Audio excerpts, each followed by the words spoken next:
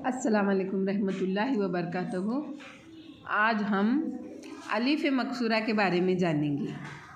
अलिफ मकसूरा यानी वाव या पर खड़ा ज़बर दिया जाता है, जिसे अलिफ मकसूरा कहते हैं।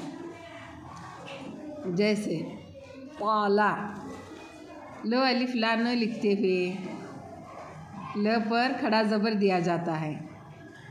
ताला, मौला, मुस्तफ़ा, मूसा, आला, दावा, इस पर खड़ा ज़बर। ज़कात, सलात, हुदा, ईसा, मुर्तज़ा, अदना, इस तरह से इन अल्फाज पर खड़ा ज़बर दिया जाता है। वाव हो या हो, वो